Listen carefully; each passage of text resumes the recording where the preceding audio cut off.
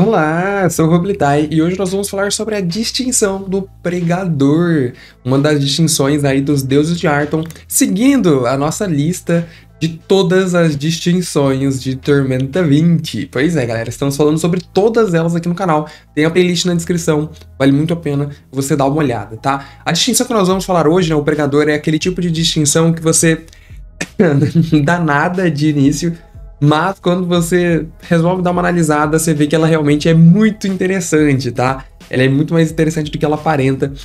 E narrativamente, ela tem um trunfo que, cara, tem tudo pra ser o personagem mais marcante de uma campanha, tá? Juro pra você, vem comigo que eu vou te mostrar, já deixa o like, se inscreva no canal e vamos nessa, tá bom? É o seguinte, o pregador, galera, ele é aquele religioso, mas que se permite dar algumas brechas, entendeu? Isso é muito legal, o próprio conceito do pregador é isso. Não é um religioso ferrenho, muito pelo contrário. Ele é aquele tipo de devoto a Deus que permite dar algumas folgas, ele encontra algumas brechas, entendeu? Ele consegue navegar sobre os limites das obrigações e restrições. Para você que acha aí que os deuses têm obrigações e restrições muito pesadas, talvez o pregador seja a distinção aí pro seu personagem, para ele poder surfar entre essas quebras, tá bom? Basicamente ele fala pra gente o seguinte, tá? E esse aqui é muito legal, olha só.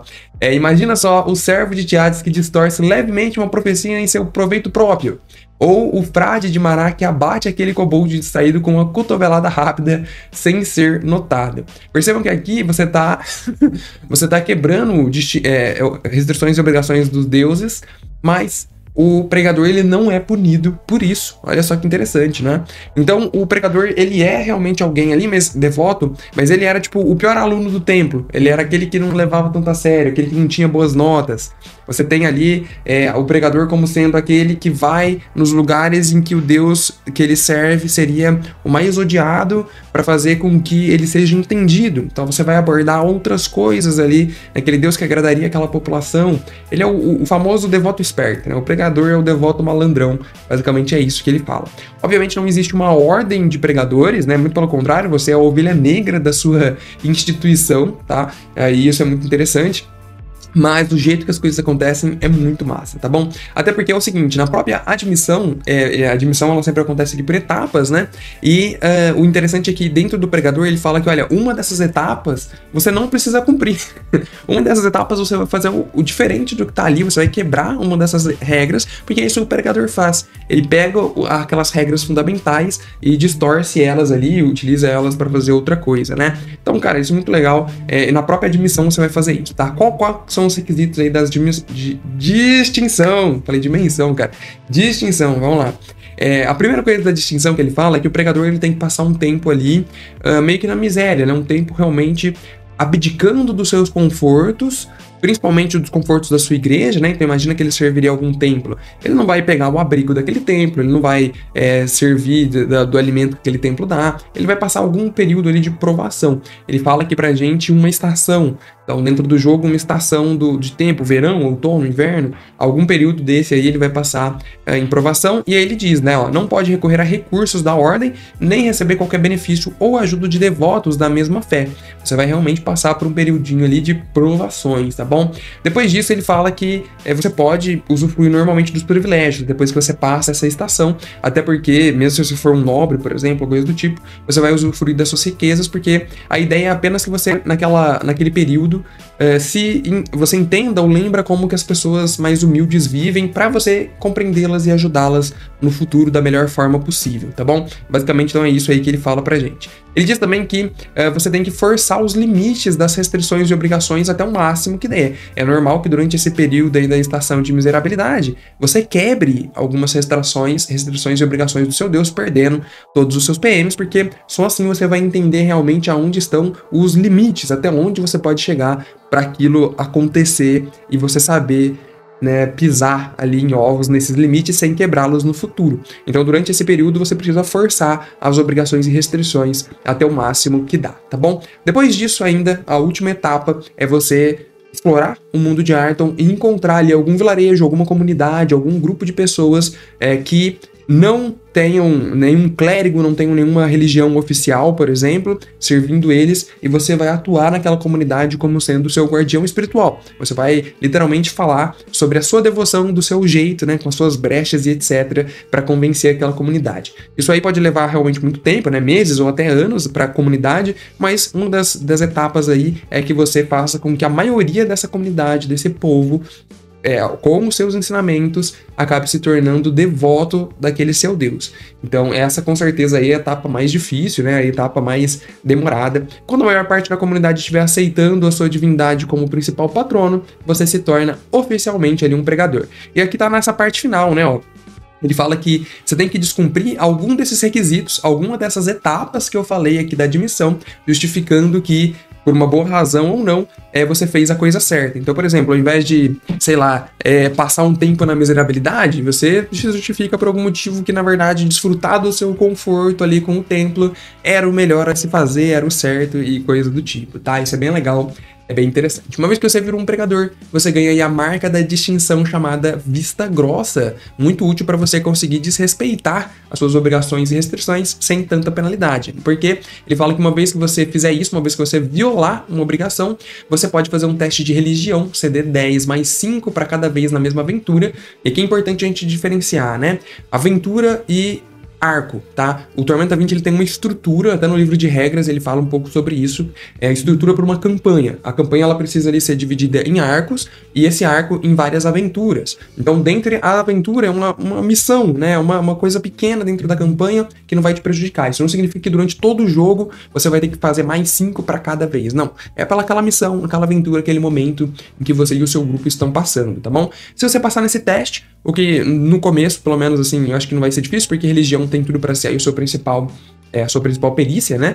Então você não sofre nenhuma consequência, você consegue violar aquela restrição sem maiores problemas. Isso aqui abre muita margem, cara, para você fazer uma build de Mará que você possa violar obrigações e restrições ali, fica muito legal, né? Depois a gente vai para os poderes das distinções, e assim, é legal porque a distinção do pregador é uma das poucas aqui do livro que tem 6 poderes, ao invés de 5, né? Normalmente a regra é 5, tá? Então vamos lá, o primeiro deles aqui é o sincretismo oportuno. Ele fala que você vai gastar uma ação padrão e 3 PM para orar para uma divindade que não é a sua. Olha isso que absurdo, imagina que você é um devoto de Mará, você vai poder rezar aí para Calmir, por exemplo, para receber um poder concedido daquela divindade, mas você passa a ser considerado ali um devoto e tem que respeitar as obrigações e restrições desse novo deus. Então, por um curto período de tempo, você consegue ter 2 divindades, né? Ser devoto de 2 divindades ao mesmo tempo, conseguindo o poder concedido de ambas. Isso é muito massa, né? Esse efeito ele dura até o final da cena ou até você usar esse poder novamente para tentar ser devoto de outro deus. E se você violar as obrigações e restrições dessa divindade pela qual você orou, você perde o poder obtido e não pode ganhar até o final da aventura. Então, é algo para se ficar esperto, você que conhece bem aí os deuses de Tormenta, é algo bem interessante de se utilizar, principalmente para deuses menores, né? Agora nós temos aí o guia de deuses menores, em breve vai ter vídeo no canal e tudo mais, tá? Depois você tem ali o abusar da paciência, basicamente você vai fazer um teste de religião, olha só como essa perícia é importante em assuntos que envolvam essa distinção, um teste de religião CD 15 mais 5 para cada vez que você utilizar no mesmo dia, então bem tranquilo, para incomodar um deus qualquer em troca de um poder mágico. Se você passa nesse teste, você vai conseguir pegar uma magia divina dele que você ainda não tenha para utilizar. Isso pode ser muito útil, tá? Isso aqui tem uma versatilidade gigantesca, esse poder, porque você vai poder pegar magias divinas ali que são bem situacionais, que são bem específicas e que às vezes pode realmente mudar o rumo da história que você tá seguindo ali. Isso é muito útil. E até o final da cena você vai poder lançar então essa magia divina aí que você não conheça de qualquer círculo que você tenha acesso. Se você falhar no teste, porém, você não pode utilizar o poder até o final do dia, né? E vai ter que tentar de novo depois.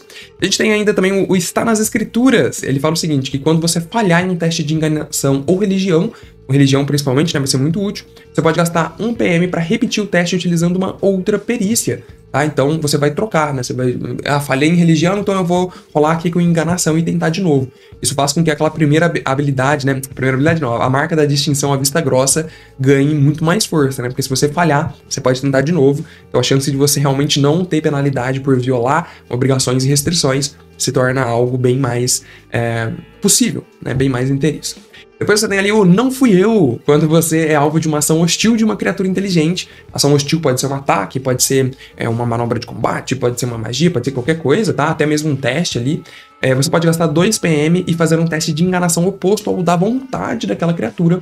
E se o alvo for devoto de uma divindade da qual você é considerado devoto, você tem mais 5 nesse teste. Você pode, inclusive, manipular, né? Fazer o combo, utilizar ali essa questão do sincretismo oportuno para se tornar um devoto do deus daquela criatura, e aí quando você vai utilizar um não fui eu, você tem esse bônus de mais 5, é um mini combo aí que dá pra você armar.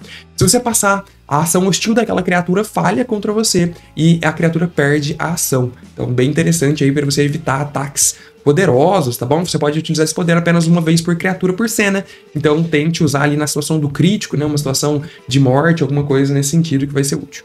Depois você tem ali o releitura conveniente, você pode gastar 1 PM para considerar uma característica divina como sendo a do seu deus. Isso permite que você escolha entre arma preferida, canalizar energia ou ser considerado devoto desse deus para cumprir requisitos de utilizar habilidades ou item.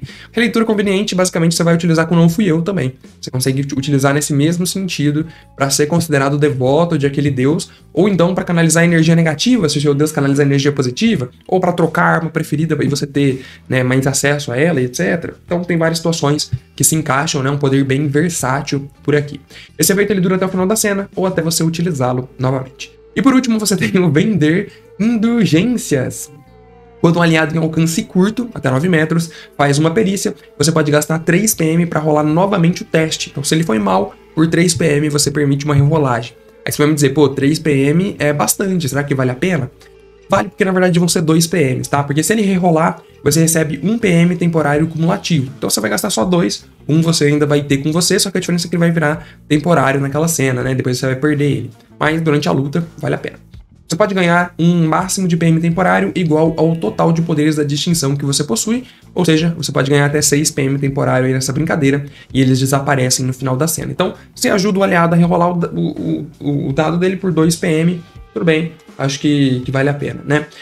E aí é isso, galera. Então essas são as situações. Eu acho que é muito útil, né? A própria marca da distinção por si só, ela já é muito boa, porque permite aquela flexibilidade com relação às obrigações e restrições, mas sincretismo oportuno eu acho muito bom. Abusar da paciência eu também acho muito bom, né? Pra você ter a magia divina ou o poder concedido. São as duas que eu priorizaria, assim, pegar, porque eu acho que elas têm mais utilidades a depender do momento que você está. Mas é uma distinção bem legal, né? Eu faria agora por exemplo, imagina um frade de Mará que objetiva aí essa situação do pregador, né? Um frade que seja relaxado, que não prestou muita atenção nas aulas e etc.